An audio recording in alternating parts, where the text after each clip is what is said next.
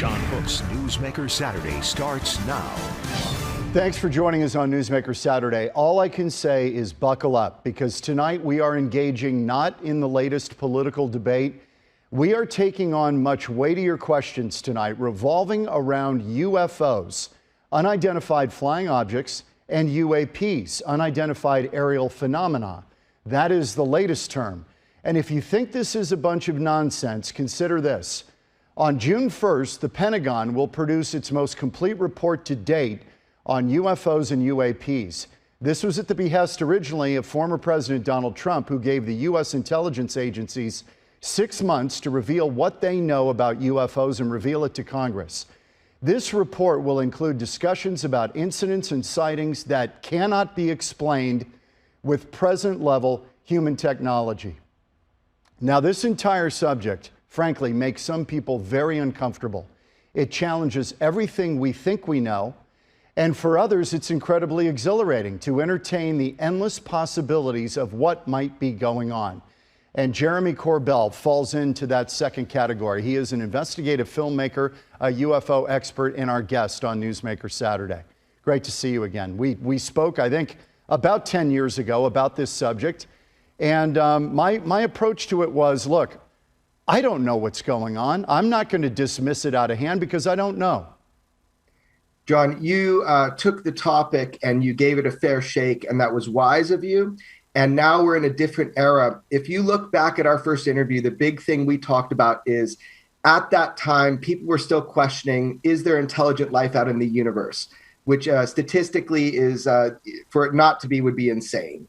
Now, I was saying back then to you, and we were discussing, the new question was going to be, are they visiting here? And here we are, 10 years later from our first interview, and that's precisely where we're at. Let me show, incredible. I'm going to show tape one. Now, this is one of the things that you released. This is DOD video. You can see it on your screen, right? This is tape one. We're going to let this go. There's a little bit of sound on it, and I want you to watch it and describe. You can't describe it. Just let's take a look. These are unknowns, meaning they've already ruled out the typical things that you would expect, like balloons or basic drones from another country. All right, that's you talking about it, and that was the pyramid-shaped object. This object is a little different, a balloon-shaped object. Some of these things, Jeremy, are doing things that high-level military people say are otherworldly. Right. So, John, we're going through a bunch of different footage here. We're seeing this green footage, which has what was described in the official documents by our Office of Naval Intelligence in classified briefings as pyramid-shaped UFOs or unknowns or UAPs. You're also seeing images with a blue background that George Knapp obtained. And he's my mentor in journalism and investigative reporter. And these are images out in FA-18 fighter jet. So that's what you're seeing with the blue backgrounds. These are targets, hard objects, craft. All of this information was obtained through sources of mine and George Knapp's. They are contained within classified briefings. However, what we released is unclassified. So we were able to get it out to the public. We released so much information over the last week and a half, 9 images, actually 10 images now, and 1 video. All of these, in the true sense of the word, are UFOs. Our military is using this exact footage to educate our armed forces and intelligence agencies on the UFO presence on planet Earth. This is not just somebody in their backyard with a camera. These are DOD, as you said, these are Navy images and videos that are used to educate our armed forces. So it's nothing monkeyed with. This is their footage that they took. And that one, the night vision, the green video that we saw, was the pyramid-shaped UFOs flying over the USS Russell off the coast of California in July of 2019. They reportedly hovered just 700 feet above the Navy warship. Other cell phone images taken by Navy pilots flying near Australia in March of 2019 show 3 identified craft, unidentified, reportedly performing extraordinary capabilities like staying stationary in high winds and doing things that were just absurd. The people watching it said, what in the world is that? They could not explain it. Right. So you have trained pilots who are observing and encountering and having near misses with craft that appear non-aerodynamic and able to outperform, outmaneuver, outpace anything that we have in the United States arsenal, or any arsenal we know on any technologically advanced nation on planet Earth. So this is the issue. It's a national defense issue for some people. Finally, the stigma is being dissolved, eradicated. The laugh factor is going away because we are having direct contact and interactions. Our military is, as well as there's an increase in uptick in sightings and in mass sightings. So this topic, which makes people ticklish, or it used to, is now mainstream. It's being talked about. And as you mentioned at the beginning, our Senate Intelligence Committee has demanded that we get an informational report about the state of UFOs from our intelligence agencies, and we can expect that sometime this summer. So that comes out in June. That would be the, the 60, 90-day mark that they put out there. It's going to be late, I'm sure, because everything in government goes slowly. Yeah. But we have asked for it as a public. What do you believe you're going to hear that day? You know, I like to have low expectation and then high yield. So I'll say that the more pressure that we can put on our representatives from Congress to Senate to the President of the United States, not only do we have a right to know, the American public and the global society, we have a need to know. And honestly, we have a duty to push and to find out. So the more noise we can make, the more we can push for answers, then we're going to learn more come that report. So this is the time to raise your voice and say, I want to know what's going on with UFOs. I want to know what you know. I want to cue up, if we can, tape number 6, if we can get tape 6. We're going to hear the Navy pilots right here describing this. Let's turn up the audio. Take a listen to this. We're going against the wind. The wind's 120 knots from the west. Okay, they're going against the wind. Yes. It's 120 knots to the west. Why that pilot was so excited is because you have a non-aerodynamic, appearing to be a saucer-shaped craft flying against the wind, and it's not losing speed, and it was able to mechanically turn in the video. These are technologies that we do not have, and that has become clear because our greatest intelligence agencies in the United States are trying to find out and identify and see how these things are propelled and operating and going against our normal reactionary propulsion systems that we know of. Right. Let's listen to this one. This is tape 6. I want to listen to, you can hear it in the pilots' voices when we run this, that they are just mystified. Tape number 6. Have any targets up here? We just had something go right over the top of us that, I hate to say this, looked like a long cylindrical object. It almost looked like a cruise missile type of thing moving really fast that went right over the top of us. Now that was the American airline pilot encounter, but when the pilots encounter this stuff, far from dismissing it, they are just, as aeronautical folks, they look at it and say, that is amazing. What is that? And you get a lot of that in some of these descriptions and tapes that have now come to the fore. Because these are near misses. Look, John, these are really important things that are going on. When you have the safety in mind of these American fighter pilots and even just, normal pilots that are doing commercial flights, you've got a lot of lives on board, and you have objects that are flying with impunity in our airspace, in restricted airspace, and they can outmaneuver and outperform anything that we have. That is an issue on a very fundamental, basic level. Okay, let me ask you a couple of things. Is it possible, we talk about otherworldly, is it possible that another nation is way ahead of us on something? Is it possible China has developed something that we just haven't anticipated? Is it possible that any of this stuff is worldly? Of course. So every possibility is on the table when something is unidentified. So UFO means unidentified flying object. Right. UAP doesn't mean is the aliens. It doesn't mean aliens. It means you've got an object that nobody knows what it is. Right. I mean, however, trained Navy pilots like Commander David Fravor said that he believed that what he saw was not made here on Earth. And then additionally, we know the United States government has been studying UFOs because the New York Times broke that story about OSAP and ATIP, which are two programs to study UFOs. Their conclusion is that they're not ruling out extraterrestrial. They say, sure, this could be a leapfrog in technology from an adversarial nation, and that is concerning. We need to know that. Now, if that's happening, we need to know it. We need to know it. And right now, we know it's not ours. And that's the main thing. It's not the United States. It's not a black project. So it's either an adversarial nation that has leapfrogged and is now taunting and swarming our Navy ships in a brazen manner, or this is something not made from here. And saying that, let's be clear.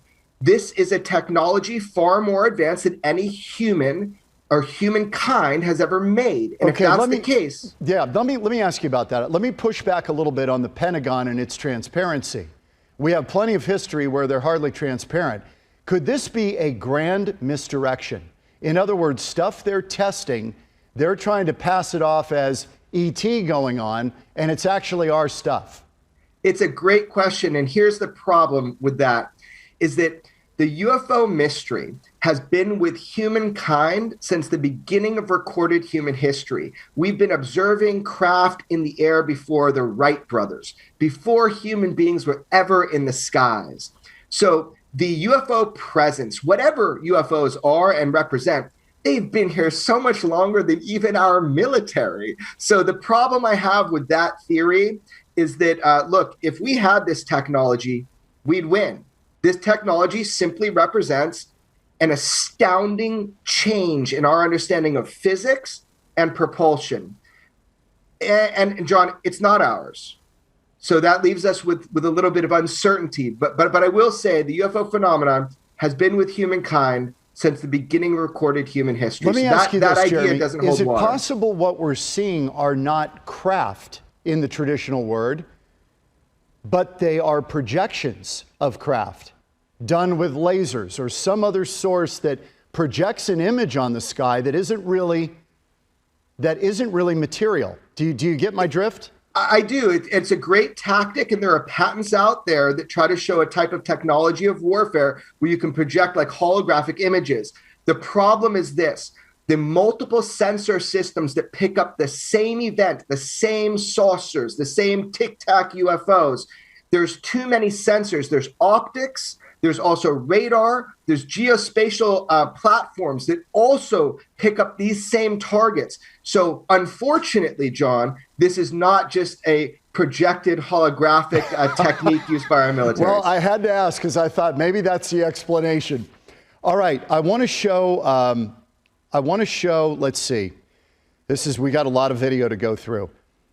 Number 3, I think we've done number 3. Let's take a look at number 4 if we can. I'm trying to capture this one, and there's so much tape of the Navy pilots who were seeing this on their display. And I think it might be number 4. We're going to go until we get it. This is it. Listen to this discussion. What's going on, bro? There's a whole fleet of them. Look on the ASA. My gosh. They're all going against the wind. The wind's 120 knots from the west. Look at that thing, dude.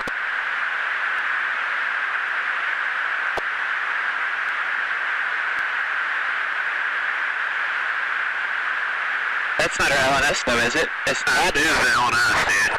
Well, if there's like... Look at that thing. It's rotating.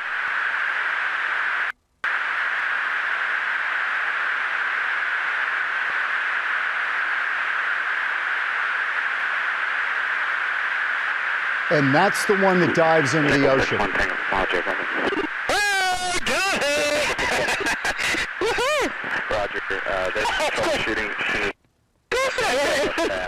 Are you box moving target? These guys have no idea what they're looking at. Oh, okay. Right. So let me clarify. This is really important what you're looking at, right? I got goosebumps, John, but I need to clarify. The first image that you saw was called the gimbal, and he says, into the water. I released the one that went into the water. The one that you saw from the Navy pilot, it's called the Go Fast, and he was so excited because he boxed a moving target. He was able to get it on his FLIR, system. And this, what you're seeing now, is called the Tic Tac UFO. This was filmed by Commander Chad Underwood, who's a friend of mine and talked with me for the first time on audio. He's the guy that filmed it. Commander David Fravor is the fighter pilot that chased it. And this is the one that defies all known physics as we know it. So the one that I released... at it, as a layperson, when we look at it, we say, well, it's just another plane. But these guys know what they're looking at, and it's doing things, even though if you're not a pilot, you may not be able to discern, but it's doing things that are otherworldly, right? Yes, there is a learning curve when you're looking at these FLIR, which is basically a thermal type camera. But listen to the testimony of the people I've done interviews with. Listen to the testimony of Commander David Fravor, of Commander Chad Underwood, who filmed it. Now, really importantly, let's back up. We've hit a big milestone as of this last week. I released, and George Knapp, together we released 10 images in one video that have shocked the world, some of the best UFO evidence that I've ever seen. And I say that because of the context, because of the origin of what it is that I was able to obtain and release to the public. And one of those objects is shown going into the water. This is called a transmedium craft, something that can penetrate the air and water barrier without destruction. So, there we go. That's it on your screen. It's unbelievable stuff. All right. Do we have any sense? We got to take a break here. This is a fascinating topic. Do we have any idea about intent here? What are they showing any hostility, these crafts? Any hostility at all? I'll tell you this. I am not somebody, that is the question. That's what our military wants to know. What is the intent? Who are the operators of this craft? What they are doing is they are brazenly demonstrating and performing for us by swarming our warships. So there is a new level of demonstration going on. Is it a threat? I'm not qualified to say. That's our Department of Defense's point of view. That is so interesting. Jeremy Corbell, we are going to take a break here, documentary and investigative filmmaker, as we are talking about the third rail. It challenges everything we think we know, UFOs and unidentified aerial phenomenon. We're back in a moment on Newsmaker Saturday.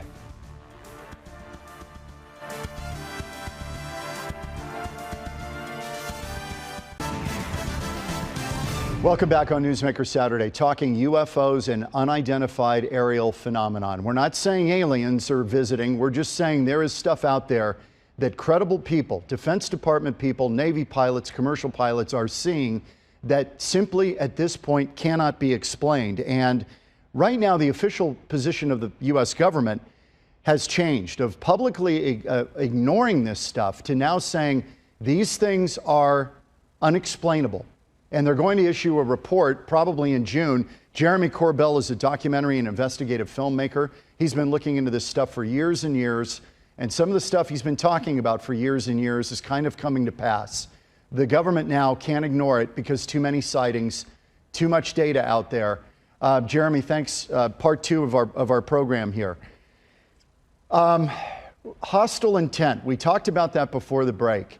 There's that video taken. You can tell me who it was taken by. You obtained it, of the craft not only flying in really spectacular fashion that can't be explained, but then diving into the ocean. Is that a missile? So, could that be a missile that is plunging back to Earth and ends up in the ocean and they capture it? No. So that's from the USS Omaha, which is from one of our warships.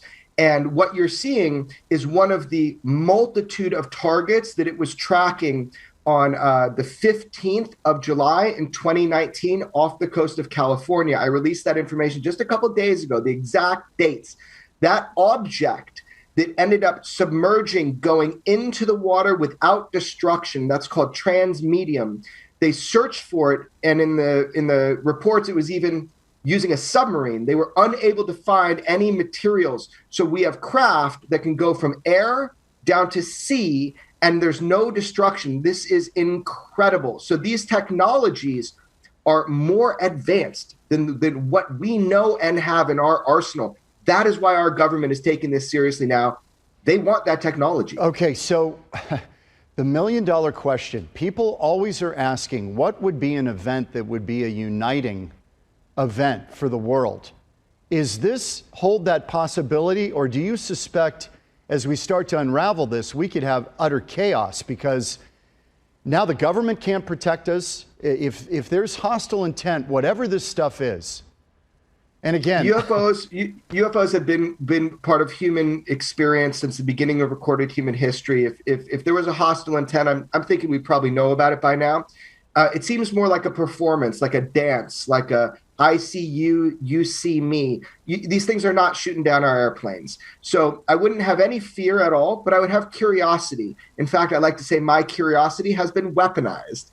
I want to become an individual learning and contributing to this topic. Look, it's the greatest story of all time, and it's happening. So why is this curiosity that you talk about not shared by high tech in Silicon Valley? People like Elon Musk, they have dismissed this stuff out of hand. I'm sorry, we've got you're right. all of our titans of this who are intellectually incurious about this. I'll tell you something. Some people are privately curious and publicly not. Titans of industry were given access to this classified report that I was able to receive unclassified aspects of. I would be very surprised if in private Elon Musk had the same attitude as he did on the Joe Rogan show, which was dismissive.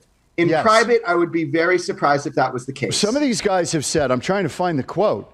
One of these guys, astrophysicist Neil deGrasse Tyson, he said that he would only take the idea seriously when aliens send him a dinner invite. Yeah, well, that's a high bar because who knows if he's a really great guest to have even just for dinner to begin with. I don't know. I can't speak for the aliens.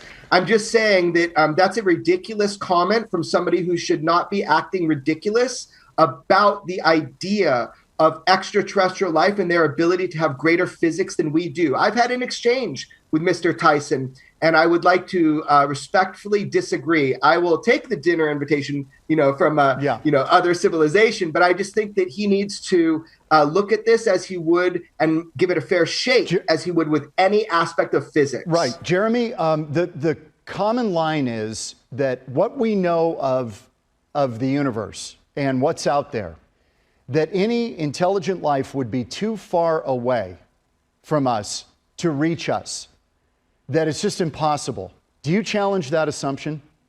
I do, and we talked about this 10 years ago, John. The concept of moving through time and space is a moot point. It absolutely doesn't matter. The only way craft can travel is gravitationally, and we are witnessing that. So these craft have to be gravitationally propelled, and this is understood within our Department of Defense that the craft are gravitationally propelled. So in which case, time and space has no longer matters. It's instantaneous travel. It's hubris to believe that a reactionary propulsion system is the greatest of all propulsion systems, where you push something out the back and you go forward. These craft are gravitationally propelled, and that is demonstrated by their capabilities, recorded by our military. I was going to get into the Phoenix Lights, but I can't. We don't have enough time. We will do that next time. Will you come back after the Department of Defense, the Pentagon, issues its report on, again, not aliens, unidentified flying object, unexplained aerial phenomenon, and we're going to get more from them. There have been far more sightings than we ever knew. There is a great mystery here, John, and we have a duty to try to find out what's going on, what's flying with impunity in our skies. Let it be a foreign nation or let it be something more exotic. That doesn't matter. What matters is that we, as the American public and our military, have transparency, UFO transparency. And using that, we're able to determine what is going on with this UFO mystery. Jeremy Corbell, it's great to see you again. Great to have you on the program, and we can't wait to have you back. Thank you, John. Okay, we'll take a breath on that one. Thank you, Jeremy.